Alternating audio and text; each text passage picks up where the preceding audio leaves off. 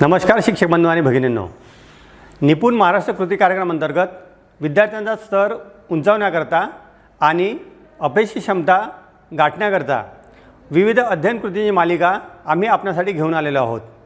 आज विषय आहे गणित आणि अध्ययन कौशल्य आहे संख्याज्ञान।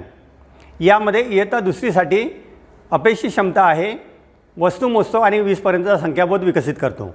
तसंच इयत्ता तिसरी ते पाचवीसाठी अपेक्षित क्षमता आहे वस्तू मोजतो आणि 99 पर्यंतचा संख्याबोध विकसित करतो। यामध्ये अध्ययन स्तर आहे दुसरा 0 ते 9 संख्यानामे क्रमाने म्हणता येतात।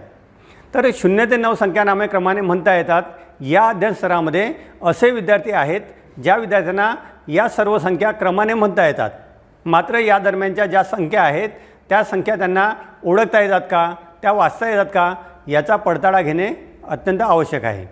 त्यासाठी मी आपल्याला एक अध्ययन कृती सांगणार आहे।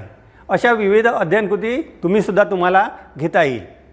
तर ही अध्ययन कृती जी आहे या अध्ययन कृतीचं नाव आहे संख्याक्रम रिले, नंबर सिक्वेन्स रिले। तर या अध्ययन कृतीसाठी या खेळासाठी आपल्याला साहित्य लागणार आहे ते आहे अंक कार्ड। जेवढे आपण गट करणार आहोत विद्यार्थ्यांचे तेवढ्या अंक कार्डाचे संच आपल्याला लागणार आहे।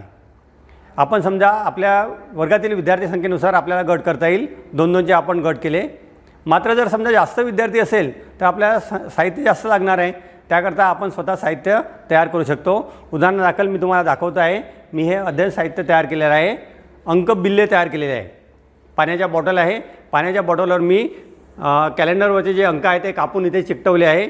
अशा प्रकारचे अंक बिल्ले तुम्हाला तयार करता येईल जर जास्त विद्यार्थी असेल तर। तर करायचं काय आहे, तर एक आपल्याला आडवी रेषा आखायची आहे मैदानावर आणि त्या आडव्या रेषेवर आपण जेवढे विद्यार्थ्यांचे गट केले तेवढ्या उभ्या रेषा लंब रेषा आखायच्या आहेत। जर 2 गट केले असेल तर 2 रेषा आखायच्या आहे, जर 3 गट केले असेल तर 3 रेषा आखायच्या आहे। या उभ्या रेषा यासाठी आपण आखतो आहे की हा जो गट आहे या गटातील विद्यार्थी क्रमाने या संख्यांची मांडणी अंक कार्डांची किंवा अंक बिल्ल्यांची मांडणी तिथे करणार आहेत।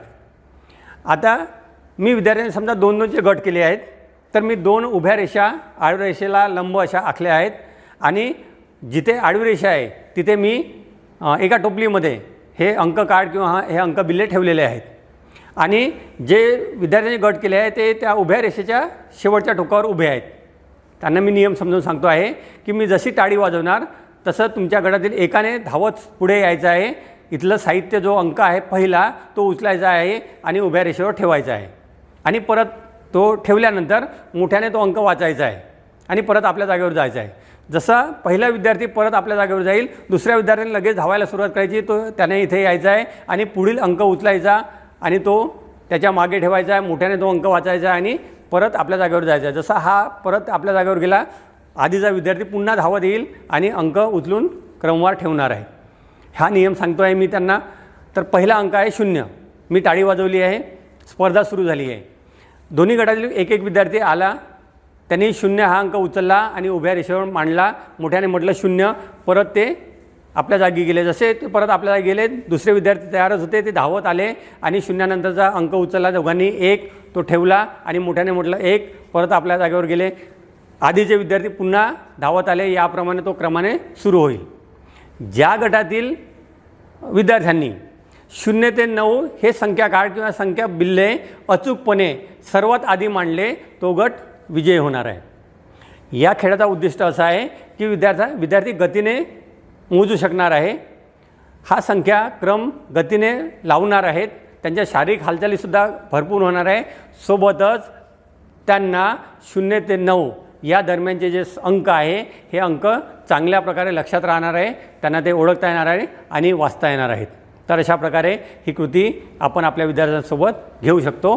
धन्यवाद।